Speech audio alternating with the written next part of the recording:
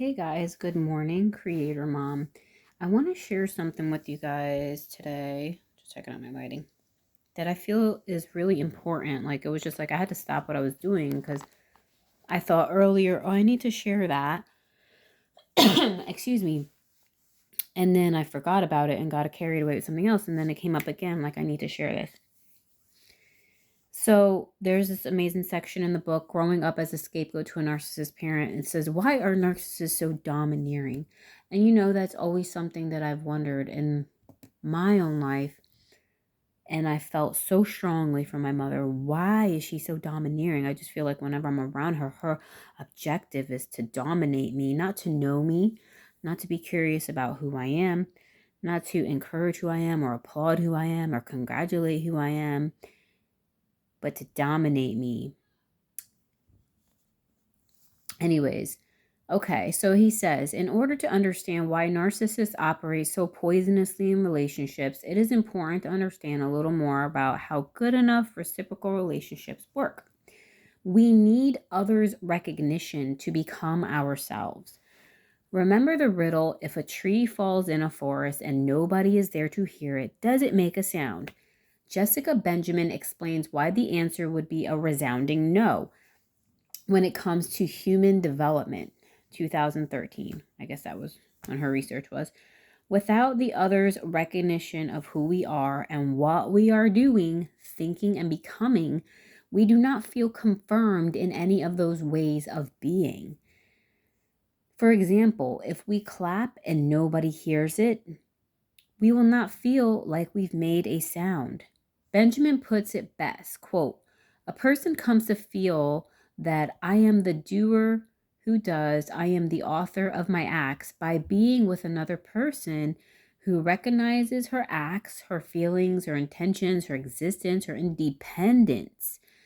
The subject declares, I am, I do, and waits for the response, you are, and you have done. Importantly, the other has to act and be independent from us. We do not feel truly recognized if we are controlling the other, influencing them to provide us with the recognition. Recognition must be given. It can never be taken, right? Because then it's not recognition, it's just control. The toddler in the cafe received his mother's recognition as he played with his toy. He talks about how this child was playing with his toy and the mother was looking upon him so endearingly because she was happy that he was happy. And that's a cool feeling. She gave it to him. She gave him the recognition because she wanted to. Her respect, I think, is an important word because narcissist parents do not respect you at all, but they demand that you respect them.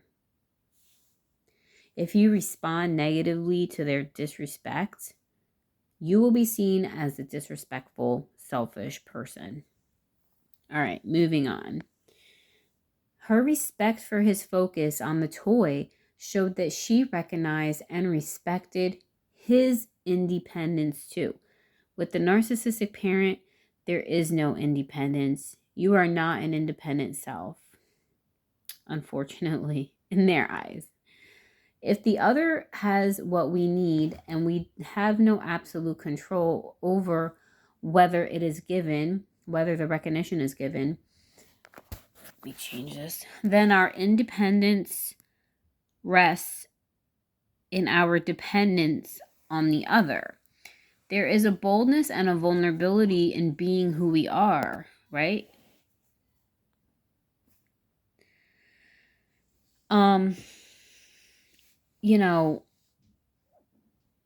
And this could be a reason why some of us may, be second guessing ourselves and not have boldness in who we are.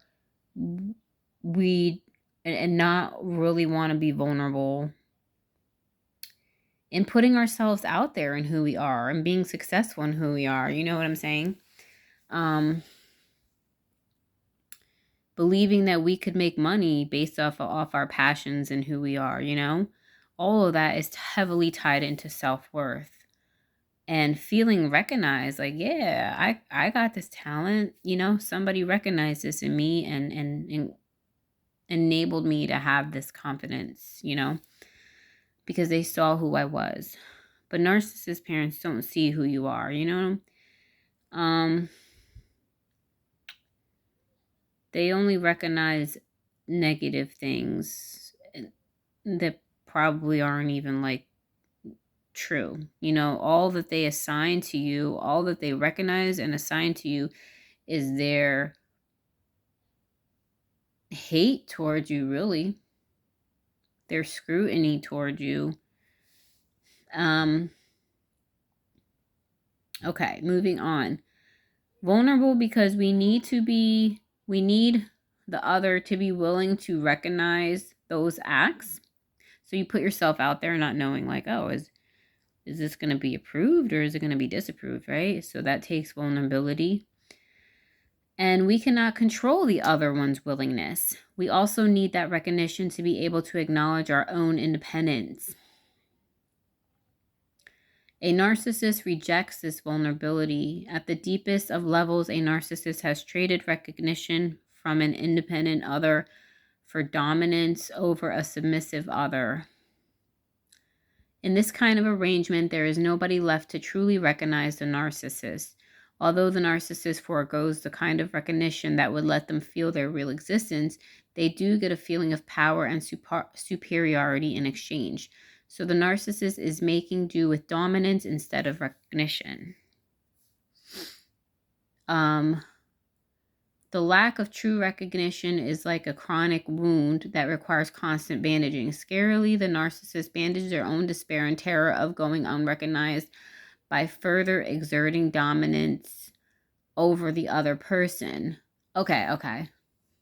Wow, that's crazy. I thought we were going in the direction of like, this is why you may not know like who you are or like confused about who you are because that wasn't recognized. And maybe it could go that way. But it could go the way of narcissism, I guess, is what the point that they are making here, that the narcissist, they'll take their recognition instead of being vulnerable enough to put themselves out there and let somebody do it willingly. They don't trust that. They do have a lack of trust also, I think. So yeah, they bandage their own despair and terror of going unrecognized by further exerting that dominance over the other person. They require a constant supply of feeling dominant or they will psychologically implode. The narcissist then is dependent on the other. They need the other's submission to keep feeling powerful. In a sense, despite how self-assured and independent they may seem, the narcissist cannot exist alone. They need someone else to dominate in order to feel like they exist. And then they go on to talk about how your happiness threatens the narcissist's dominance. Man, that really didn't go in the direction I thought. I thought they were going to talk about, I don't know, like how I was reading that and perceiving that before they started talking about how like the narcissist doesn't allow people freedom to choose whether they want to recognize them or not,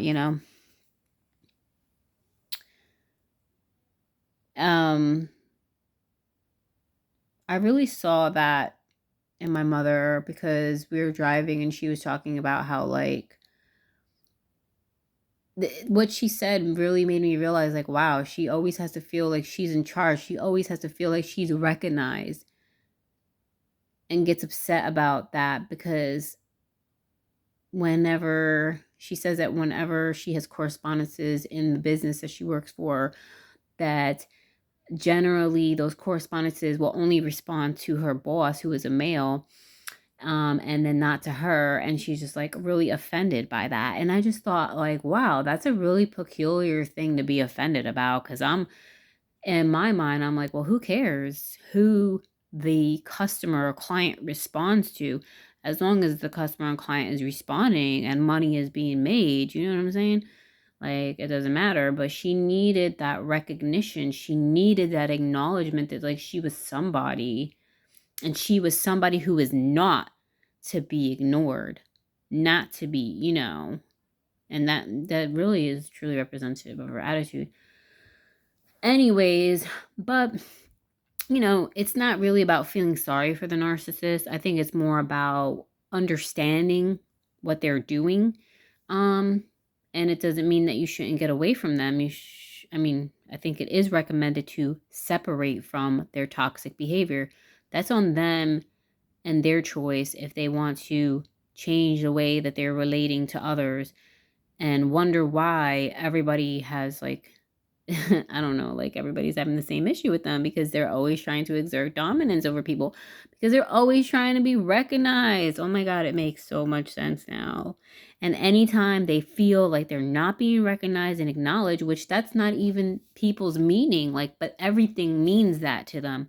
Everything is like a movement of either you're recognizing me and acknowledging me or you're not. And this makes total sense for me as to why whenever a narcissist steps into a room, they demand to be acknowledged. They are so afraid of, I don't know, not being recognized.